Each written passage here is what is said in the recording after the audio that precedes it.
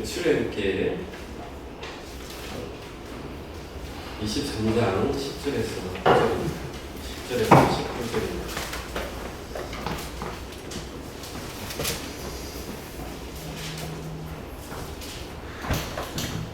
너는 매년 3번 내게 절기를 지킬지니라. 너는 무교병을 절기를 지키라. 내가 너에게 명령한 대로 아비월의 정한 때 1회 동안 무교병을 먹을지니 이는 그 날에 내가 애굽에서 나왔습니다.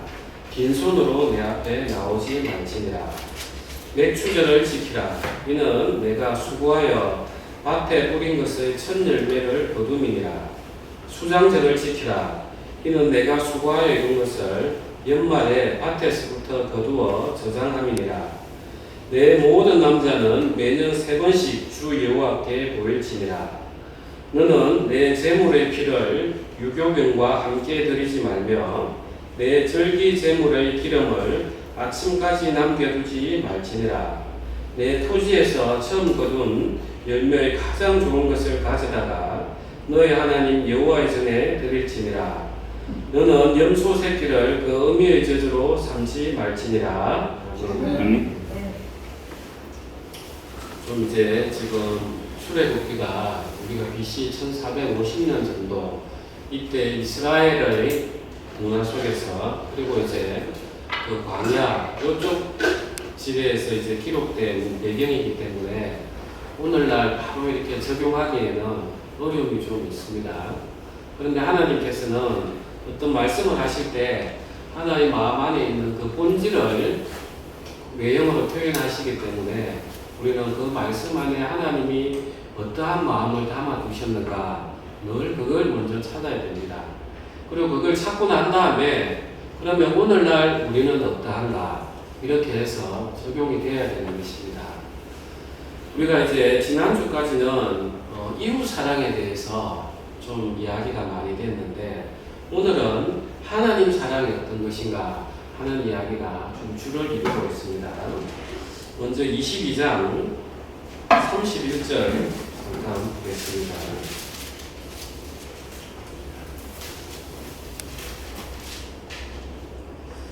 너희는 내게 거룩한 사람이 될지니 들에서 짐승에게 찢긴 동물의 고기를 먹지 말고 그것을 개에게 던질지니라. 그리고 이걸 그대로 잡으시고 신명기 14장으로 한번 가보시겠습니다. 14장 21절입니다.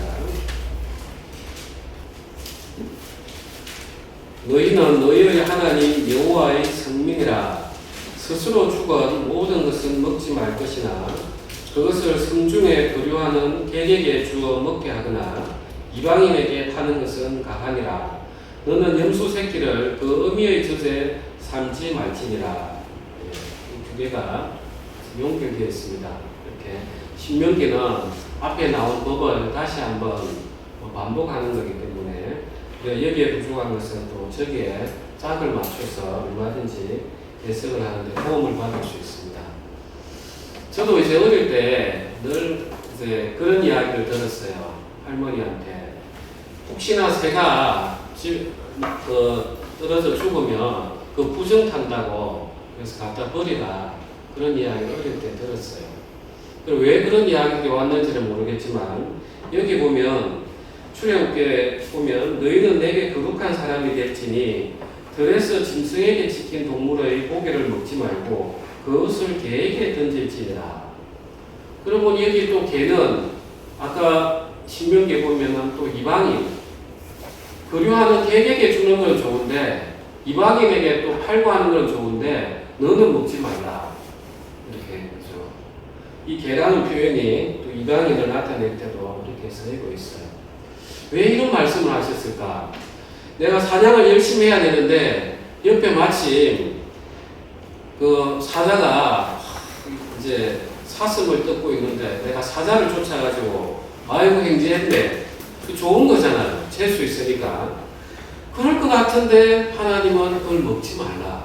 차라리 개에게 던져주라. 왜 이런 말씀을 하시는가? 이건 좀 깊이 있게 봐야 되겠습니다. 우리가 이제 본래는 이제 하나님께서 노아의 홍수 이전에는 짐승을 사람에게 먹이로 주지는 않았어요, 음식으로. 그런데 노아의 홍수 이후에 이제 하나님께서 노아에게 이제 짐승들을 우리에게 먹이로, 이렇게 음식으로 이렇게 주셨어요. 그러면 이제 이 짐승이 죽는 게 언제부터 일어났냐면 아담이 죄를 짓고 나서 하나님께서 그 아담하고 하와에게 가죽옷을 입힐 때 그때부터 이제 짐승을 죽이는 일들이 일어나요. 그래서 그 짐승을 죽인 걸 가죽을 덮고 있음으로써 하나님 앞에 허물도 가려지고 또 아담과 하와도 그걸 계속 입고 있다 생각해 보세요. 그 옷 그걸 왜 입고 있냐, 더운데 내가 이런 죄를 지어서 하나님께서 가려주셨다고. 그걸 볼 때마다 내 죄가 드러나면서 하나님 앞에 우리는 겸비해지는 거죠. 그리고 이제 그 다음에 이제 죽는 게 언제 나오느냐 하면 아담과 하와의 첫째 아들 가인과 아벨. 아벨은 자기의 그 첫 양 새끼를 하나님 앞에 번제로 드렸어요. 제물로. 그때 또 죽이는 장면이 나와요. 그러다가 이제 노아의 홍수가 다 끝이 나고 나서 이 방주에서 노아가 나오고 난 다음에 노아가 정한 짐승들을 다 이렇게 번제로 드리는, 그래서 하나님께서 그 향기를 흠양하시면서 기뻐하시는 그 모습이 나와요. 자, 그 전까지를 보면 짐승은 왜 죽이느냐? 죄 때문에. 분명히 내 죄를 가리기 위해서, 하나님 기뻐하기 위해서 짐승을 잡도록 하셨어요. 그런데 이제 창세기에 보면 하나님께서 이제 노아에게 이야기를 하시는 거예요. 우리가 창세기 9절 한번 볼까요? 9장 4절에서 6절입니다.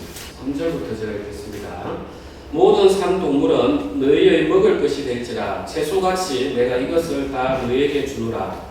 그러나 고기를 그 생명되는 피째 먹지 말 것이니라. 내가 반드시 너희의 피, 곧 너희의 생명의 피를 찾으리니 짐승이면 그 짐승에게서, 사람이나 사람의 형제면 그에게서 그의 생명을 찾으리라. 다른 사람의 피를 흘리면 그 사람의 피로 흘릴 것이니 이는 하나님이 자기 형상대로 사람을 지으셨음이니라. 그래서 이제 하나님께서 짐승을 먹이로 주시면서 이야기하시는데 대신에 피째 먹지 말라. 피는 그 안에 생명이니까 만약에 그게 짐승의 피면 짐승에게서 구하고 사람의 피면 사람에게서 구하겠다. 그래서 출애굽기에 우리가 제가 21장, 2장, 3장 쭉 읽어보시라 했는데 그게 보면 짐승이 다른 짐승을 떠받는 습성이 있어가지고 떠받아 죽이면 그 짐승도 죽였어요.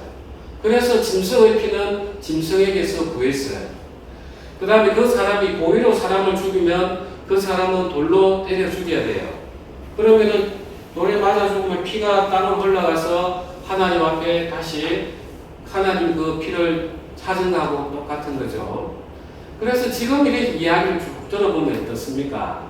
이 피라는 것은 하나님께서 우리에게는 특별한 의미를 담고 있어요. 이 피가 우리 히브리어로 담이라고 하는데 뜻 자체가 담다는, 담게 하다. 우리가 피는 못 속인다 하잖아요.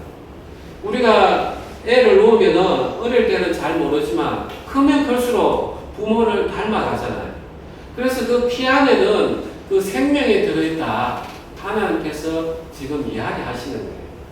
그러면서 피는 좀 특별하게 계속해서 강조하고 있는 거예요.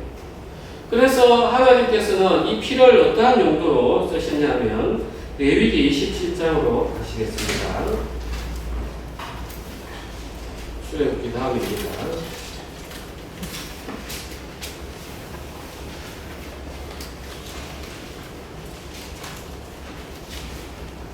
(17장) 11절 한번 보십시오. 11절. 다 같이 우리 한번 합동할까요? 육체의 생명은 피에 있습니다. 내가 이 피를 너희에게 주어 제단에 뿌려 너희의 생명을 위하여 속죄하게 하리니 생명이 피에 있으므로 피가 죄를 속하였다. 그래서 하나님은 이 피가 속죄하기 위해서 사용되도록 애초에 규례를 만들어 놓으신 거예요. 그러면 이제 그 규례대로 이제 이스라엘 백성들이 어떻게 이제 그 짐승을 속죄의 피로 드렸냐면, 제가 17장 3절부터 읽어볼게요. 7절까지. 이스라엘 집의 모든 사람이 수나 어린 양이나 염소를 진영 안에서 잡든지 진영 밖에서 잡든지 먼저 회막문으로 끌고 가서 여호와의 성막 앞에서 여호와께 예물로 드리지 아니하는 자는 피 흘린 자로 여길 것이라. 그가 피를 흘렸은즉 자기 백성 중에 끊어지리라. 그런즉 이스라엘 자손이 들에서 잡던 그들의 제물을 회막문 여호와께로 끌고 가서 제사장에게 주어 화목제로 여호와께 드려야 할 것이요, 제사장은 그 피를 회막문 여호와의 제단에 뿌리고 그 기름을 불살라 여호와께 향기로운 냄새가 되게 할 것이라. 그들은 전에 음란하게 섬기던 순염소에게 다시 제사하지 말 것이니라. 이는 그들이 대대로 지킬 영원한 규례니라. 그래서 하나님께서 이 피는 속죄하기 위한 용도이기 때문에 이스라엘 백성에게 가르쳐 주는 거예요. 자, 이제 하나님께서 노아 시대 때 이후부터 동물들을 먹이로 주셨는데, 자, 너희는 이제 거룩한 백성이니까 짐승을 만약에 먹으려고 하면 그걸 성막 앞으로 끌고 와서 거기서 죽여서 그 피는 번제단 밑에 뿌리고 속죄를 해야 되니까, 기름은 화목제물이니까 번제단 위에 해서 태워가지고 하나님께 드리라. 그리고 나머지는 너희들이 먹어라. 이렇게 하시는 거예요. 반드시 고기를 잡아 먹을 때는 이렇게 먹어야 되는 거였어요. 그러면 이제 어떻게 되느냐? 이제 가나안 땅에 들어가면 땅이 너무 넓잖아요. 지금은 광야 생활 안에는 성막이 있고 주위에 이렇게 있으니까 고기가 먹고 싶으면 끌고 가서 왔다 갔다가 되는데, 가나안 땅에 가면은 그게 힘들잖아요. 그래서 이제 하나님께서 규례를 또 정해주시는 거예요. 우리가 신명기 12장입니다. 여기까지는 좀 복잡합니다. 신명기 12장 20절입니다. 20절. 내 하나님 여호와께서 너에게 허락하신 대로 내 지경을 넓히신 후에 내 마음에 고기를 먹고자 하여 이르기를, 내가 고기를 먹으리라 하면 내가 언제나 마음에 원하는 만큼 고기를 먹을 수 있으리니, 만일 내 하나님 여호와께서 자기 이름을 두시려고 택하신 곳이 너에게서 멀거든 내가 너에게 명령한 대로 너는 여호와께서 주신 소와 양을 잡아 내 각 성에서 내가 마음에 원하는 모든 것을 먹되 정한 자나 부정한 자를 막론하고 노루나 사슴을 먹는 것 같이 먹을 수 있거니와, 다만 크게 삼가서 그 피는 먹지 말라. 피는 그 생명인즉 내가 그 생명을 고기와 함께 먹지 못하리니 너는 그것을 먹지 말고 물같이 땅에 쏟으라. 너는 피를 먹지 말라. 내가 이같이 여호와께서 더럽게 여기시는 일을 행하면 너와 내 후손이 복을 누리리라. 이제 가나안 땅에 들어가면 이제 멀어가지고 성전을까지 데려가지 못하니까 이제 흙을 잡아요. 잡고 피는 대신에 땅에 다 흘리고 이제 흙으로 덮고 나서 고기를 먹으면 돼요. 좀 복잡하죠. 왜 하나님께서는 계속해서 피를 이렇게 강조하고 있느냐? 예수님 때문에 그래요. 만약에 이 피를 우리가 피로 흘리지 않은 채 그냥 축축 먹고 하면 나중에 이제 예수 그리스도의 보혈이 우리의 죄를 속했습니다 하더라도 그 이유를 모르는 거예요. 그래서 지금 이스라엘 백성들에게 계속 교육하고 있는 거예요. 피는 죄를 속하기 위함이다. 그래서 너희가 반드시 짐승을 잡을 때도 피는 반드시 하나님께 드리고 먹으라. 짐승은 짐승에게서 피를 구하고 사람은 사람에게서 구해야 된다. 그래서 인간의 죄에 대해서 죄를 속하기 위해서는 반드시 어디에서 피를 구해야 됩니까? 사람에게서 구해야 되잖아요. 그죠? 그래서 예수 그리스도의 보혈로만 우리의 죄가 속해지는 거예요. 그걸 지금 계속해서 가르쳐 주는 거예요. 이해가 되시죠? 그래서 이스라엘 백성들에게 계속해서 그 교육을 시키는 거예요. 그래서 아버지, 이 피는 왜 땅에 버립니까? 우리 먹으면 안 됩니까? 이게 구우면 맛있을 것 같은데 안 된다. 하나님께서 이 피는 그 생명이 있기 때문에 죄를 속할 때만 쓰는 거야 하면서 성막에서 제사 지낼 때도 계속 교육을 시키는 거예요.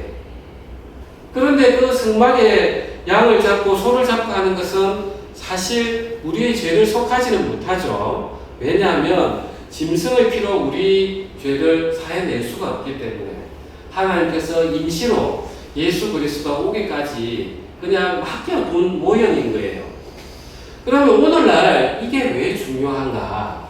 자, 우리가 음식을 먹는다.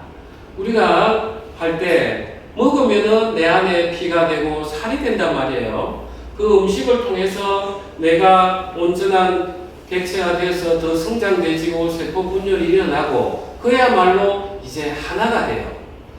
그래서 하나님께서는 이제 그 죄하고 우리를 계속해서 구분을 시키고 싶은 거예요. 그래서 이제 다시 돌아갑시다. 출애굽기 22장 31절입니다.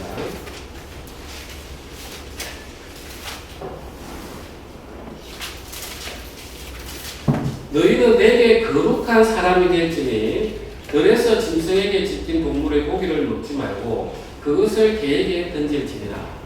자, 거룩하다. 그 당시 이방인들은 막 피째 먹고 또 피를 드리고 이랬단 말이에요. 그러니까 이제 이 이방인들하고 구분을 하는 거예요. 너희는 그 이방인들하고 다르다. 거룩히 구별되어 있다는 뜻이에요. 그래서 너희는 지킨 고기는 피가 다 안 빠져요. 그래서 그걸 먹다 보면 피가 입에 묻고 하다 보면은 하나님의 계명을 어길 수가 있는 거예요. 자, 이 사람들이 먹을 때 얼마나 조심되겠어요.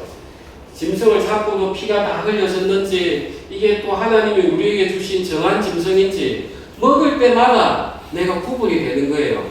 야, 이건 먹어도 괜찮겠네. 아니, 이거는 피가 덜 빠져서 안 되겠네. 그죠?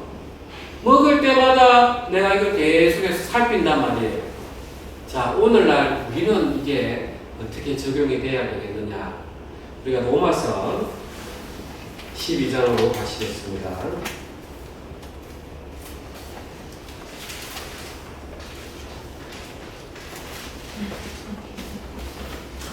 12장 1절에서 2절 1절 2절 우리 합독하겠습니다. 그러므로 형제들아 내가 하나님의 모든 자비하심으로 너희를 구하노니 너희 몸을 하나님이 기뻐하시는 거룩한 산제물로 드리라. 이는 너희가 드릴 영적 예배니라. 너희는 이 세대를 본하지 말고 오직 마음을 새롭게 함으로 그날을 받아 하나님을 선하시고 기뻐하시고 온전한 뜻이 무엇인지 구별하도록 하라. 지금 우리가 고기를 먹고 하는 것들은 괜찮아. 이제 그 규례가 다 이제 완성이 됐기 때문에 예수님의 제사로 인해서.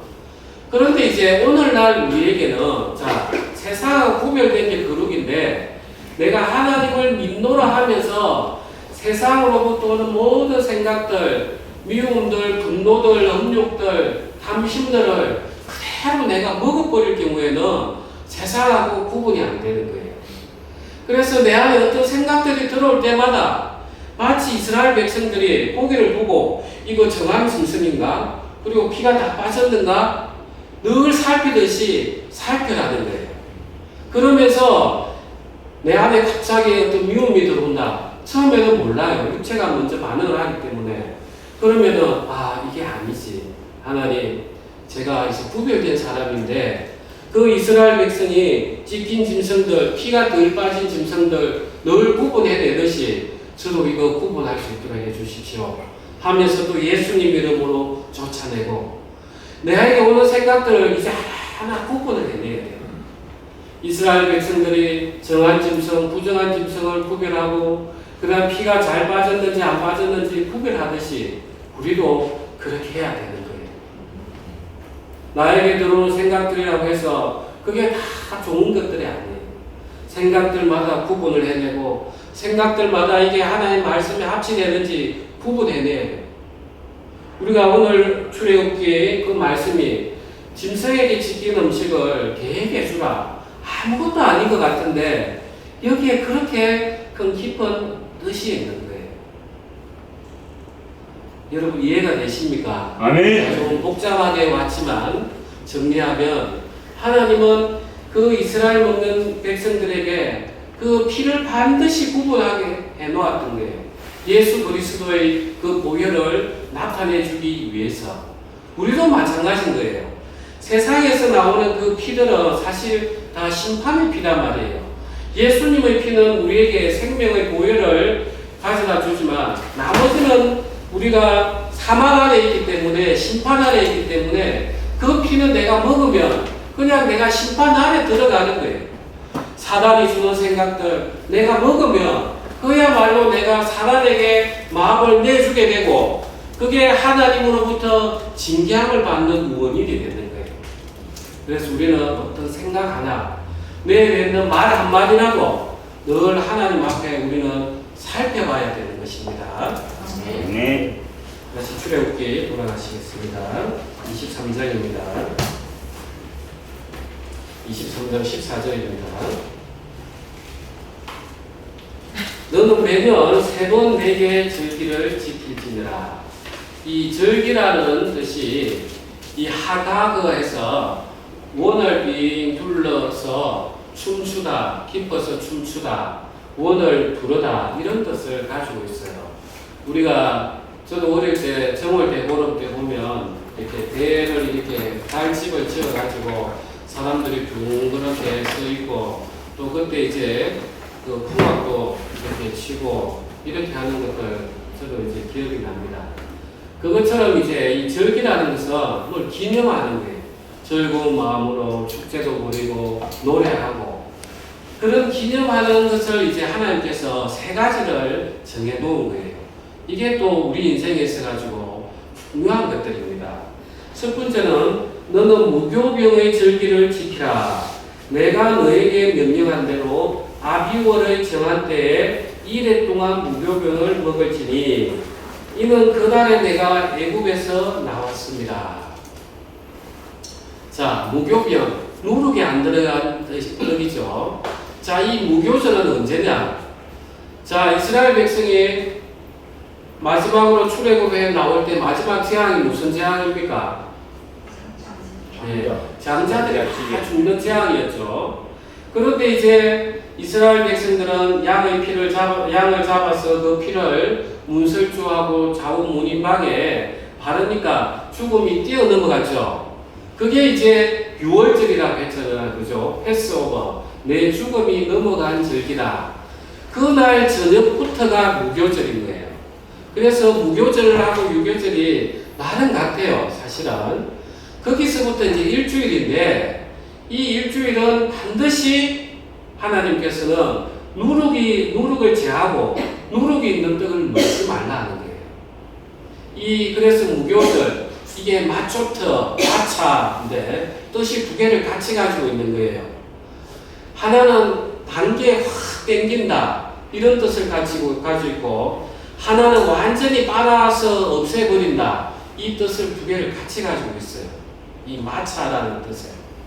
자, 내가 오늘 저녁부터 이제 단 것을 다 치워버리면 내 몸에서는 늘 당분이 체크가 됐는데 그러니까 단 걸 딱 끊어버리니까 몸에서 얼마나 원하겠어요. 그래서 무교절이 마차, 단계 땡기는 그 시기인 거예요. 그런데 하나님께서는 그때부터는 이제 일주일간을 누룩을 완전히 없애버리라는 거예요. 이 누룩이 하는 역할이 뭡니까? 그걸 부풀려가지고 보기 좋게 하는 거예요. 내 인생에 있어가지고 내가 보기 좋은 그야말로 애굽에서 있었던 습성들 애굽에 보니까 염소 우상도 섬기고 뭐 풍요한 걸 섬기는 이런 풍습들이 다 가지고 있었어요. 마치 부풀려지는. 그래서 이제 그걸 다 빼내는 시기가 무교절인 거죠. 이게 바로 오늘날 우리에게는 내가 예수 그리스도를 만나고 나면 우리는 결단이 필요한 거예요. 어떤 결단이냐?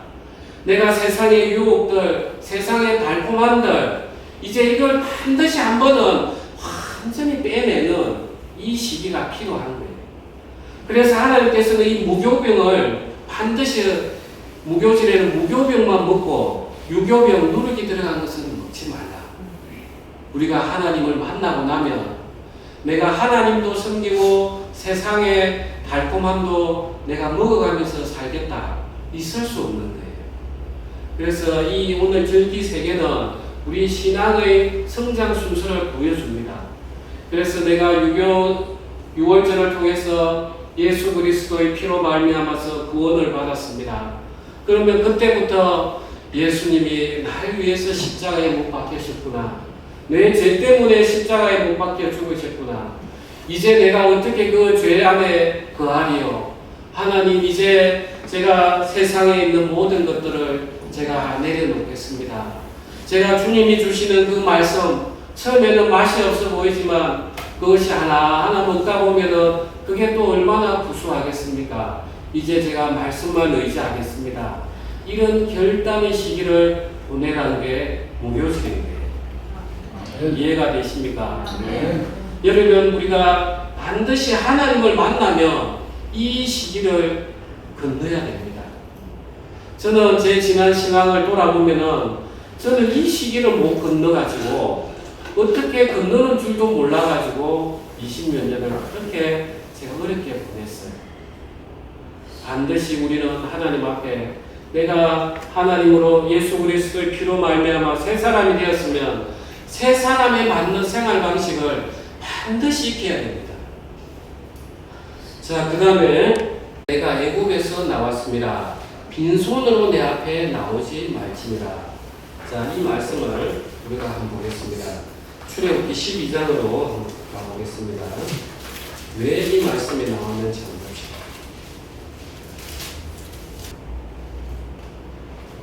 33절부터 36절까지 읽겠습니다. 애굽 사람들은 말하기를 우리가 다 죽은 자가 되도다 하고 그 백성을 재촉하여 그 땅에서 속히 내보내려 하므로 그 백성이 발교되지 못한 반죽 담은 그릇을 옷에 싸서 어깨에 매니라. 이게 무교병이에요. 이스라엘 자손이 모세의 말대로 하여 애굽 사람에게 은금 패물과 의복을 구하매 여호와께서 애굽 사람들에게 이스라엘 백성에게 은혜를 입히게 하사 그들이 구하는 대로 주게 하심으로 그들이 애굽 사람의 물품을 취하였더라. 자, 이제 유월절을 심판을 통해서 애굽의 장자들이 다 죽으니까 이제 애굽 사람들이 지긋지긋할 거잖아요. 그러면서 이제 모세에게 하나님이 정해서 너희가 애굽에서 은금 패물을 취하라. 아니, 백성들이 가서 당신들 그 은금 패물들 내게 주시오 하니까 그냥 내주는 거예요. 그래서 가축 끌고 은금 패물을 다 끌고 이제 나오는 시기가 지금 이 무교절 시기였어요. 자, 이걸 가지고 나와서 어디에 썼겠냐는 거예요. 하나님이 능력이 부족해서 그 가축들이 없으면 먹을 것이 없어서 가축을 끌고 나오게 하고, 하나님께서 능력이 부족해서 성막을 세울 재료가 없어서 그걸 가지고 오게 했느냐? 그거 아니라는 거예요. 자, 이제부터가 중요합니다. 왜 빈손으로 나오지 말라 했는지. 자, 우리가 출애굽기 32장으로 가보시겠습니다.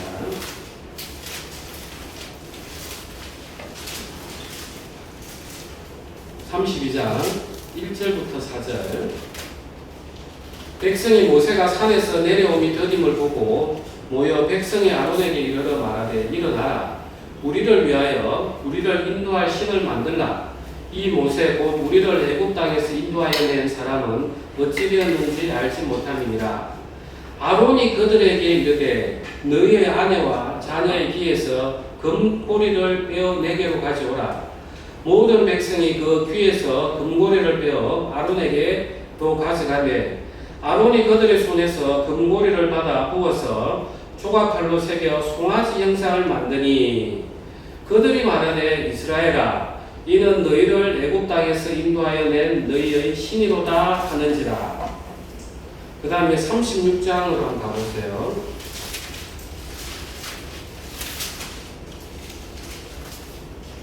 2절하고 3절.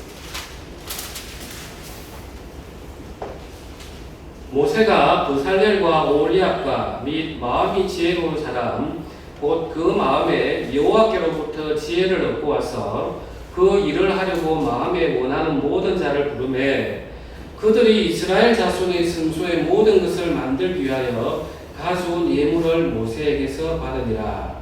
그러나 백성이 아침마다 자원하는 예물을 연하여 가져왔으므로.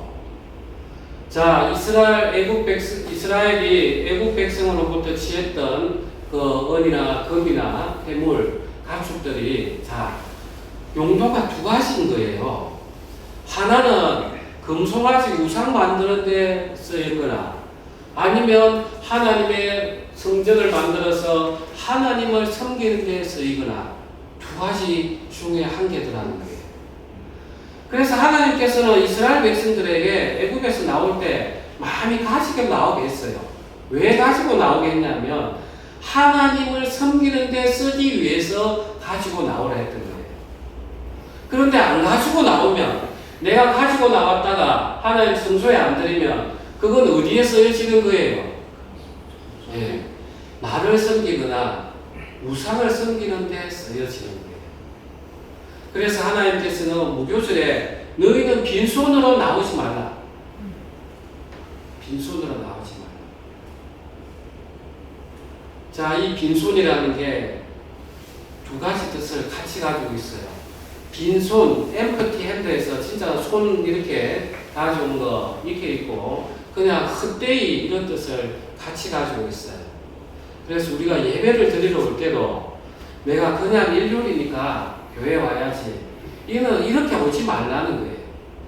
내가 하나님 앞에 오늘 가서 내 자신을 돌아보고 내가 하나님 앞에 거룩한 예배를 드려서 내가 하나님하고 화목하게 해가지고 와야지 이런 마음으로 와야 되고 두 번째로는 자 우리가 보는 재물이 나를 위한가 아니면 하나님을 위한가 둘 중에 하나라는 거예요. 아멘. 우리가 헌금을 할 때 여러분 가볍게 생각하면 안 돼요. 여러분 통장을 잘 보십시오. 흘러나가는 게 내 필요를 채우거나 그 다음에 교회를 위해 나가거나 둘 중에 한 개인 거예요. 제가 헌금에 대해서 기본적인 성경의 가르침을 지금 이야기해 드리는 거예요. 자, 우리가 사실 생활하다 보면 내가 내 옷 하나 비싼 거 사 입고 내 쓰는 거는 쉽게 사요. 그런데 내가 헌금을 하고 또 내가 감사헌금을 드리고 할 때는 내 마음 위축이 되는 거예요.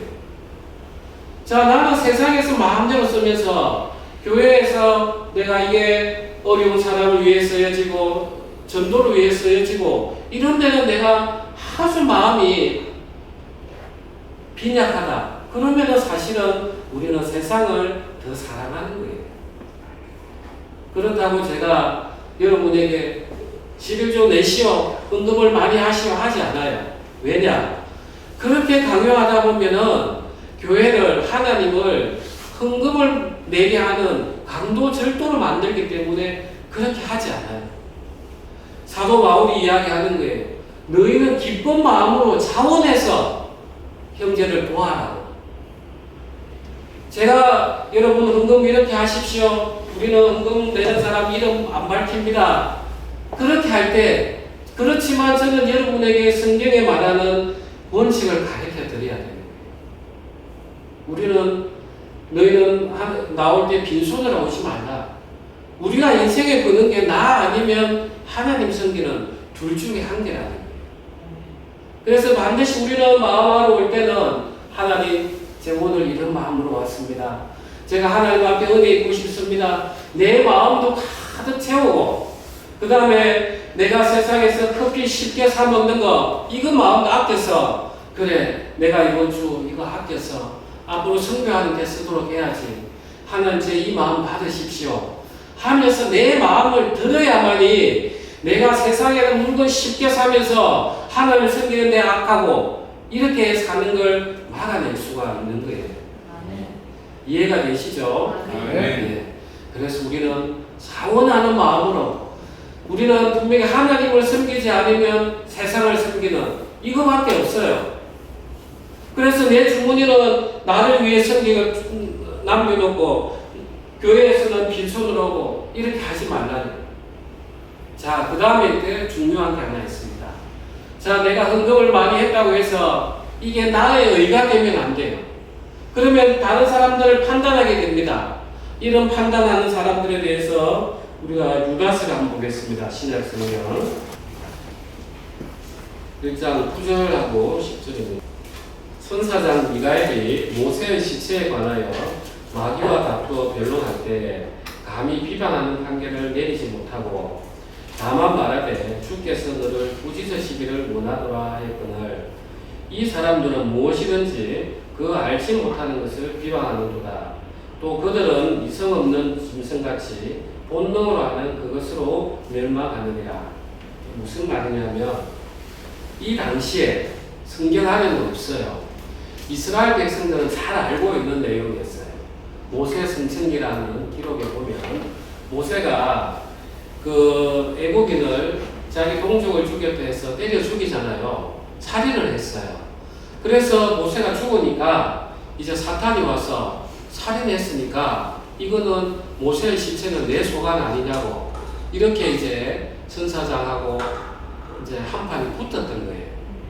그때 이제 천사장은 이야기할 수 있지만 그 입 닫고 어떻게 이야기했냐면 주께서 너를 꾸짖으시기를 원하노라. 그냥 입 닫고 사단이 그렇게 이야기하는 동안에 판단은 하나님께 맡기고 그래 사단아 니 참 말 잘하네. 네가 그렇게 하도록 해놓고 또 네가 그 시체를 주관하려고 하냐고. 하나님께서 너를 심판하기를 원하노라. 심판은 하나님 앞에 다 맡겨놓는 거예요. 그런데 이 당시에 영지주의의 거짓 교사들은 자기들이 알지도 못하면서 막 이야기하는 거예요.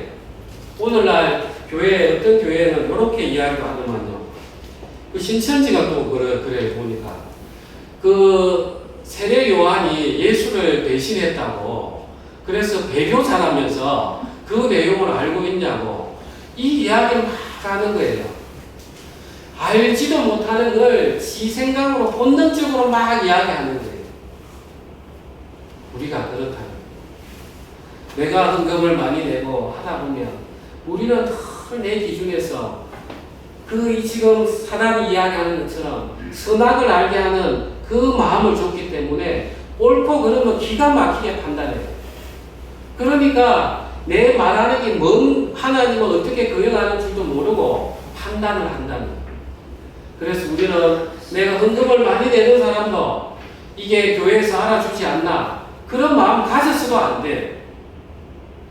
그리고 내가 많이 낸다고 해서 저 사람은 왜 그렇게 헌금이 작나 이런 판단도 해서도 안 돼.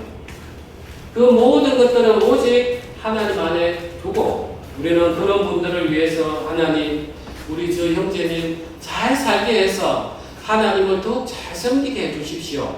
더욱 기도해 줘야 되는 거예요. 알겠습니까? 네. 오늘 요 요절 때문에 전체적으로 한번 설명을 드렸습니다. 다음 맥추절 가겠습니다. 출애굽기 23장입니다. 16절, 23장 16절.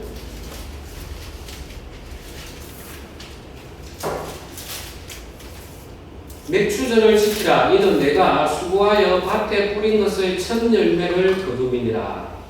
자, 맥추절이 언제냐면 6월절로부터 일주일이 7번. 그래서 49일이 지났다 해서 77절. 그래서 그 다음 날이니까 50일이라 해서 오순절. 그래서 이게 맥추절. 보리를 처음으로 수확하는 그 시기가 맥추절이요. 그 다음에 77절이요. 오순절입니다. 자, 이때는 보면은 어떤 일이 신약 성경에 일어나냐면 예수님께서 부활하시고 하늘에 올라가셔가지고 오순절 때 이때 성령이 임하시는 거예요. 이때는 특별히 누룩이 안 들어가는 걸 먹는 게 아니라 누룩이 들어간 음식을 먹어요.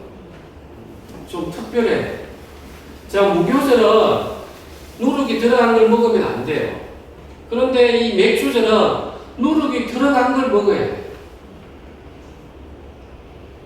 여러분 좀 처음 듣죠? 이런 이야기. 자, 이 누룩이 뭐 하는 거라고요? 부풀리는 거.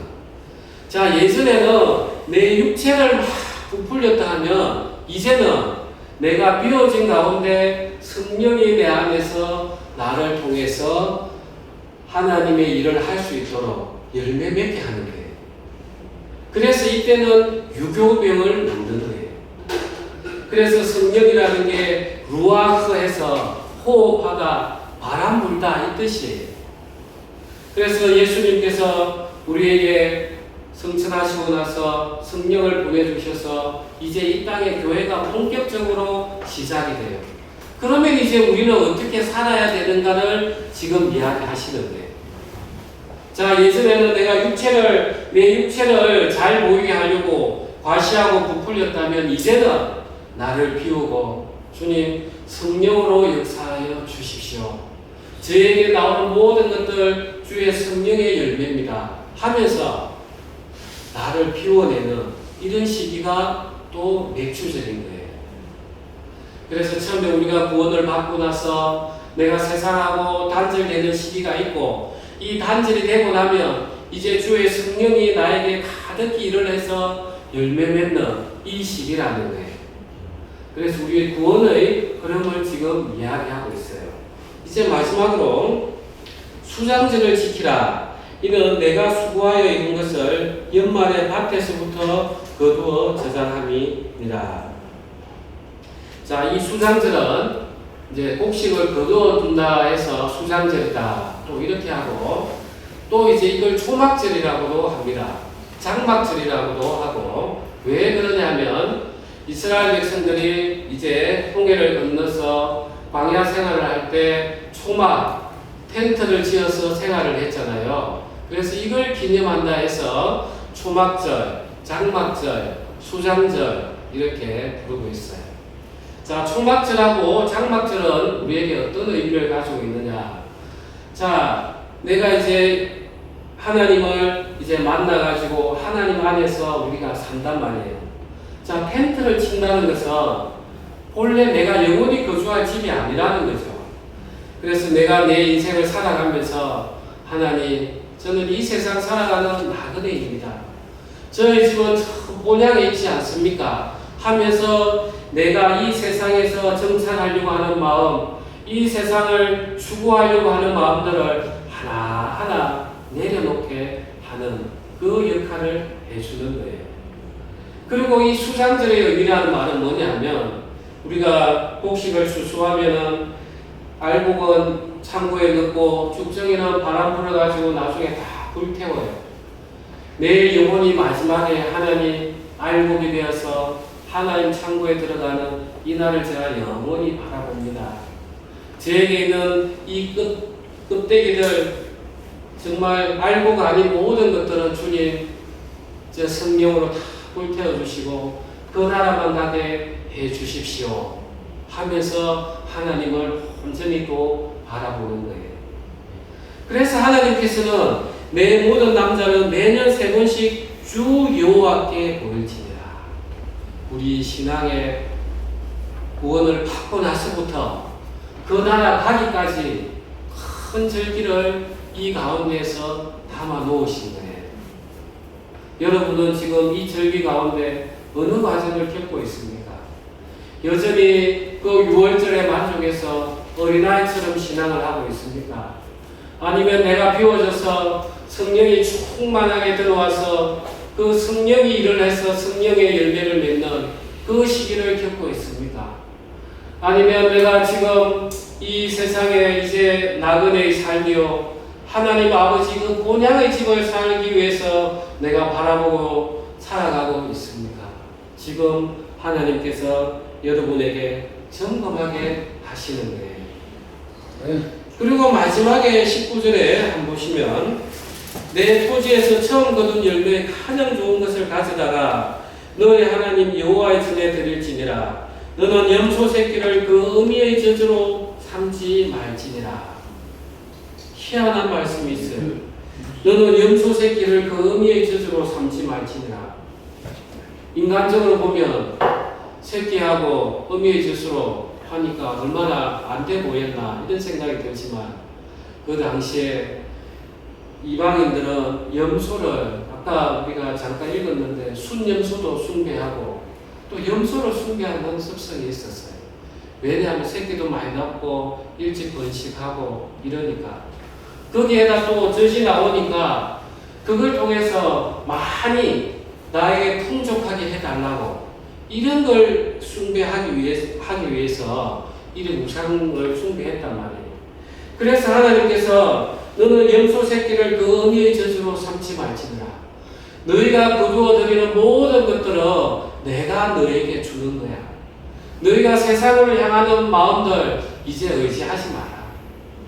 내가 이거만 하면 내 이 사람만 네트워크만 되면 그런 것들 하나도 의지하지 말라는 거야. 너는 오직 예수 그리스도로 말미암아 구원을 얻었고 너희가 예수 그리스도의 보혈로 말미암아 구원을 얻었기에 더 이상 세상 죄에는 속하지 말고 하나님 아버지께서 주시는 말씀을 더욱더 너희가 묵상하면서 너희가 성령 충만한 삶을 통해서 생명을 맺으라. 그리고 너희는 이 땅을 살아갈 때는 오직 그 나라, 우리는 이 땅에서는 나그네에 대한 삶이기 때문에 그 나라만 바라보면서 살아야 된다. 이걸 지금 하나님께서 우리에게 절기를 지키라고 하시는 것입니다. 우리 기도하겠습니다.